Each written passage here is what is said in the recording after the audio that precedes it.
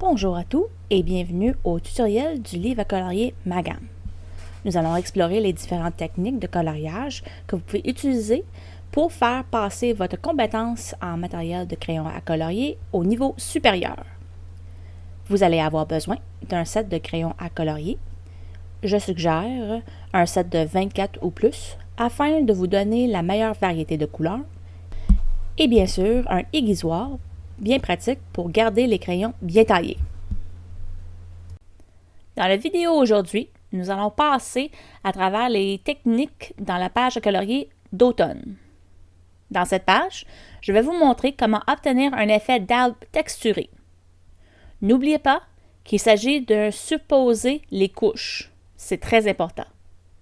Mais tout d'abord, choisissons nos couleurs. Pour les arbres, je vais avoir besoin d'un vert foncé, un vert moyen et un vert jaune clair. Ensuite, nous aurons besoin d'un brun pour l'écorce de l'arbre. Pour le reste, je vais rester dans l'esprit de les couleurs d'automne en choisissant deux jaunes différents, un jaune clair et un jaune ocre, deux oranges, un terracotta et un orange brûlé. Et je vais choisir un rose et un rouge terreux pour les formes qui ressemblent les fleurs. Comme d'habitude, je vais aussi avoir mon blanc et mon sépia pour les portions les plus claires et font les ombrages. Maintenant que j'ai choisi mes couleurs, je peux commencer à colorier. Je vais choisir toujours mes couleurs à l'avance pour m'aider à planifier mon dessin. La première chose que je vais faire est de recouvrir le dessin d'une couche de couleur très pâle pour déterminer où vont mes couleurs. Je sais que mes arbres seront verts, alors je vais les colorier avec mon vert jaune clair en premier. Pour le reste de l'image, je place une couleur à la fois, utilisant mes nuances les plus claires. À ce stade, si je ne suis pas satisfaite d'une couleur, j'ai encore le temps de l'effacer et d'en choisir un autre ou de placer cette couleur ailleurs. Lorsqu'un crayon de la couleur n'est pas pressé trop fort, il peut être effacé facilement. Une fois que l'on commence à saturer la couleur, c'est encore possible à effacer, mais c'est jamais facile. Avec mes couleurs tracées, je peux commencer à saturer mes couleurs. Les arbres sont ma partie préférée et je suis à l'avis que le meilleur devrait garder pour la fin.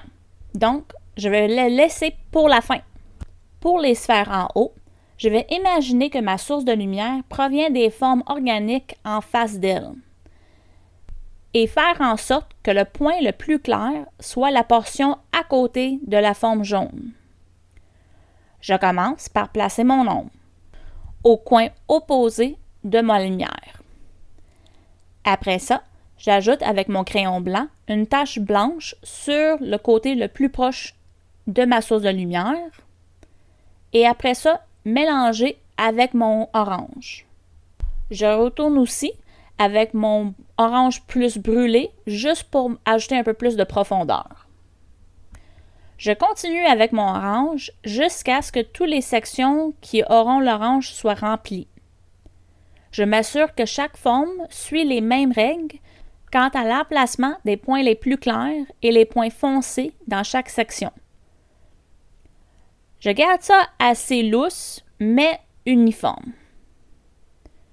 Une fois que mes sections oranges sont terminées, je fais la même chose avec l'écorce de l'arbre, en utilisant des petites touches pour créer une texture d'écorce d'arbre. Pour les plus gros détails, je place mes ombres là où les objets se touchent et je laisse les points les plus clairs, les zones à l'extérieur. Je suis les mêmes règlements pour ce qui en est les formes qui ressemblent à des fleurs sous les formes jaunes. J'utilise le blanc pour faire ressortir mes points les plus clairs en ajoutant du sépia pour désigner mes ombres. Une fois que tout cela est fait, je peux passer à ma partie préférée, les arbres. Je vais travailler un arbre à la fois en m'assurant que je répète la même procédure de un arbre à l'autre. Pour colorier les arbres, je vais faire comme si je coloriais chaque aiguille individuellement pour l'arbre. En commençant par mon sépia, je vais colorier les aiguilles sous les lignes noires de l'arbre. Ceci seront les sections qui rentrent à l'intérieur de l'arbre. Ensuite, à l'aide de mon verre jaune, je colore le bout de les branches pour faire comme si ceci est des nouvelles pousses et qui va aider à faire ressortir ces points-là sur l'arbre. Les nouveaux pousses sont toujours les objets les plus brillants dans un arbre. Puis je colorie avec mon verre clair les aiguilles qui sont les plus proches du verre jaune, colorant presque toute l'arbre. En utilisant les petites touches, je couvre presque toute l'arbre avec cette couleur, qui se fondra avec les autres à fur et à mesure. Je descends jusqu'au pied de l'arbre avant de passer à l'étape suivante. La dernière étape, avant de passer à l'arbre suivant, consiste d'utiliser mon verre foncé pour définir les parties les plus sombres de mes arbres, en travaillant à partir de les touches sépia pour créer un peu de profondeur. La raison pour laquelle j'utilise 4 couleurs et des traits courts dans ce dessin, elles vont donner une profondeur à l'arbre et aider que l'arbre prenne vie sur la page. J'adore colorier les arbres. C'est peut-être ma texture préférée, car même si je change la couleur, tant que j'utilise ma formule, les arbres vont prendre vie. Si vous voulez colorier vos arbres d'une autre couleur complètement différente, disons un bleu, essayez d'ajouter une couleur vibrante sur le point le plus fort, comme un violet clair. Le violet, c'est fait avec du bleu, donc sera toujours coordonné, mais ça donnerait un petit punch de vie à l'arbre. Une fois que j'ai terminé le dernier arbre, nous avons terminé.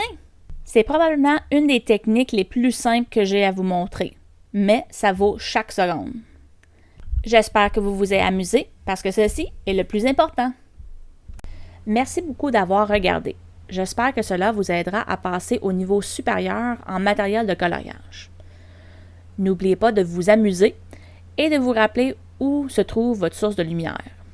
Veuillez partager vos dessins terminés sur Instagram, Twitter, Facebook ou TikTok en utilisant le hashtag MagamColoring2022. Et avec cela, nous vous reverrons la prochaine fois. Merci beaucoup et bon coloriage!